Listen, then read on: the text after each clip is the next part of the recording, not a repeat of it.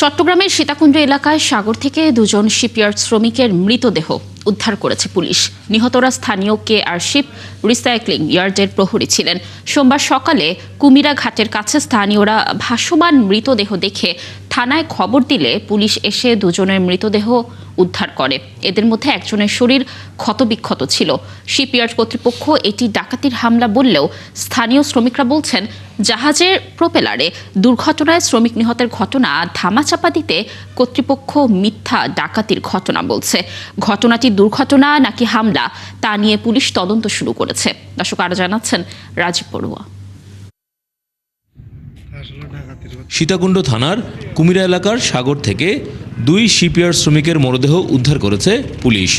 সোমবার সকালে কুমিরা ঘাটের অদূরে ভাসমান মরদেহ দেখতে পেয়ে স্থানীয়রা থানায় খবর দেন। পরে পুলিশ ঘটনাস্থলে পৌঁছে মরদেহ দুটি উদ্ধার করে।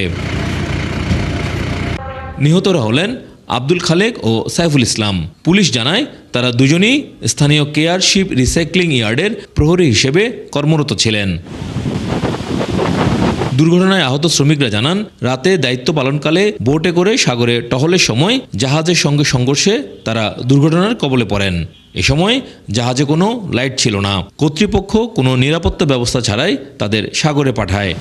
তারা ছিল, তারাই বললো যে ভাই জাহাজে কোনো লাইট ছিল না, অন্ধকার, কোনো হরেনও দেয়নি। তো হরেন না দেয় তাহলে বুঝবো কেমনে যে জাহাজ ডুববো। বোট একবারে জাহাজ মনে করো ব্রিজের একটু কল্পনা সাইড দিয়ে ডাইরেক্ট মারিয়ে দিছে, একবার চেষ্টা করে ডাইরেক্ট। আমরা যেখানে বোট নিয়েছিলাম 4 জন, ডাইরেক্ট ওইখানে মারিয়ে দিছে। তবে ইয়ার্ডের ম্যানেজার দাবি করেন, রাতে ডাকাত দল জাহাজের মালামাল চুরি করতে এলে প্রহরীরা বাধা দিলে তাদের উপর হামলা হয়। এতে 2 প্রহরীর মৃত্যু হয় বলে তার দাবি। ডাকাত দল আমাদের গার্ডদের উপর আক্রমণ করার পরে আমাদের ইয়ার্ড থেকে আরও লোক গিয়ে তাদেরকে উদ্ধার করে। ওনারা জীবন রক্ষার জন্য সাগরে ঝাঁপিয়ে পড়ে। ওইখান থেকে আমরা 2 জনকে উদ্ধার করি। আর 2 জনের যখন আমরা কোনো পাই না, টেলিফোন লাইনে আমরা ফোন করি, সীতাকুণ্ড থানায় আমরা ফোন করি।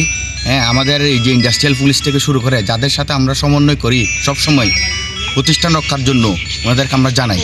এই বিষয়ে পুলিশ বলছে, প্রাথমিকভাবে ডাকাতের হামলার তথ্য পাওয়া গেলেও এটি দুর্ঘটনা নাকি হামলা তা তদন্ত শেষ না হওয়া পর্যন্ত নিশ্চিত বলা যাচ্ছে না। মরদেহ দুটি ময়নাতদন্তের প্রস্তুতি চলছে। আমাদের কাছে যে তথ্য, সেখানে একটা ডাকাতির একটা ঘটনা কথা উল্লেখ করছে, বাট এটা আমরা এখন তদন্ত করতেছি। তদন্ত করার আগ পর্যন্ত আসলে আমরা কিছু বলতে পারতেছি না। 2 প্রহরের মৃত্যুর ঘটনা দুর্ঘটনা না অপরাধ, সেই প্রশ্নের উত্তর দেবে তদন্ত। তবে এই ঘটনা আবারও শিপইয়ার্ড এলাকার নিরাপত্তা নিয়ে নতুন করে ভাবতে বাধ্য করছে সংশ্লিষ্টদের। রাজীব বড়ুয়া, 71, চট্টগ্রাম।